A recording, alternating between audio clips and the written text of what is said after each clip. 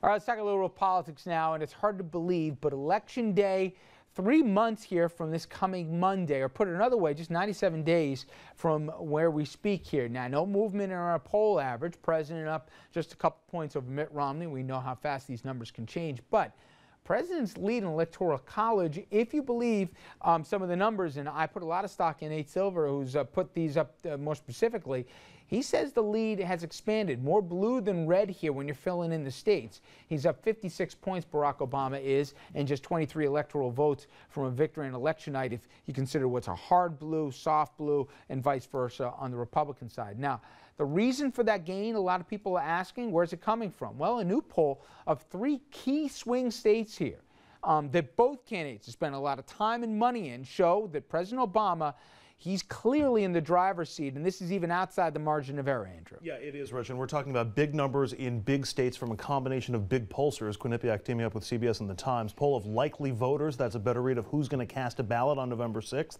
The president is up 6 in Florida, up 6 in Ohio, and up 11 in Pennsylvania.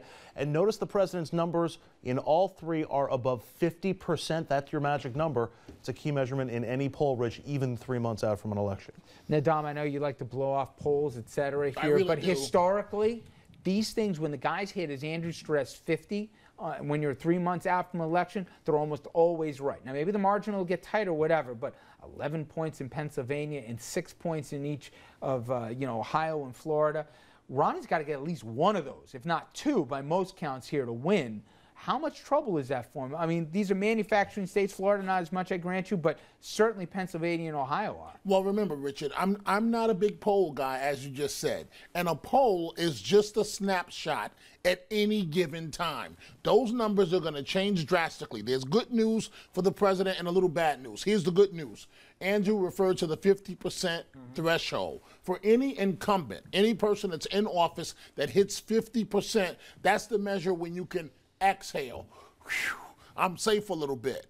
But here's the bad news. Historically, you cannot depend on those polls with an African-American candidate. They can be wrong. They can be misleading. We will see what happens. The Bradley Still, effect. I'd rather be ahead in the 7th inning. I'd rather be ahead. Yes, I'd rather be ahead. Mark, one of the issues as it relates to the 2 candidates and also the 2 parties is that there are a few issues here, at least, where there's more daylight than when it comes to taxes, okay?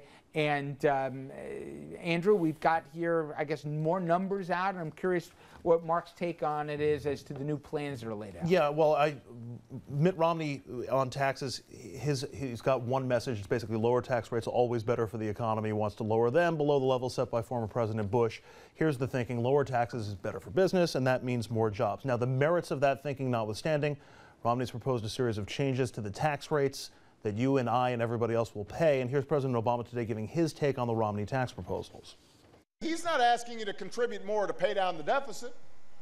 He's not asking you to pay more to invest in our children's education or rebuild our roads or put more folks back to work.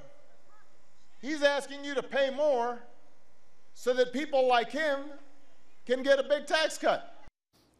And here's what the president was talking about today. It's a new report out from the Brookings Institution, nonpartisan group, trying to figure out the effects of the tax policy on individual voters. And as we put it up, you can see the bars on the left, the first 6 on the left, that's your top 95%. Those people's taxes would go up by a certain amount of money. Now, the second from the right, that is in the 95 to 99%. They get about $500 in tax savings. That one all the way on the right, that's your top 1%, getting close to $300,000, or I'm sorry, close to $30,000 a year in tax cuts from the Romney plan. And I'm just curious, coming out of a year that we had last year with Occupy Wall Street and the 99 versus the 1, is that really the tax message that you want the Republican standard bearer to be selling? I am stunned that there's an old saying: "Figures don't lie, but liars figure." And we pick statistics very selectively. Remember, this is just class warfare.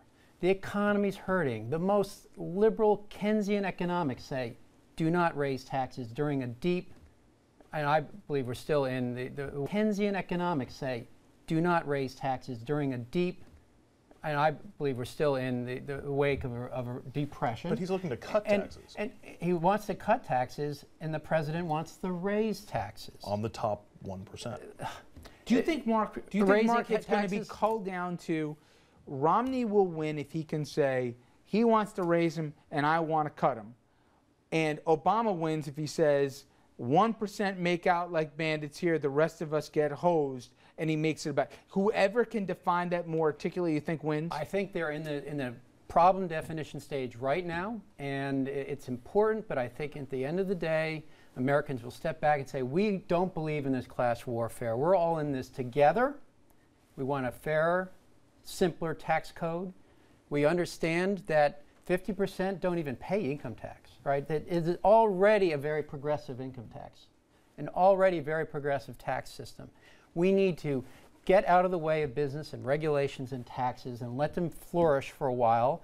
And maybe 2 or 3 years down the road, we can talk about some other progressivity. But Don, the economy is hurting right now. I think Mark's 100% right. This is about framing. No, it's about who can frame the issue better, right? And we can disagree about what the policy is. I'm just talking the politics for a moment. Okay. If it's framed that way, is that a winner for Romney?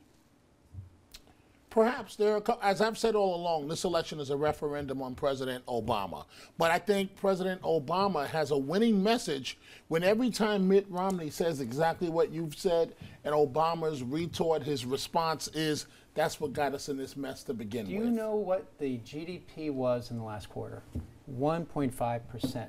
This is after 3.5 years under this president. That's all Romney has to talk about is we're in failure now, and we need to get out of this mess. Well, what was it under President Bush? Look, to your earlier question, Romney really hasn't defined himself to the electorate yet, and it's still early. He will define himself as I think certainly on the issue of taxes, both his plan, his own taxes, and also where things go from here.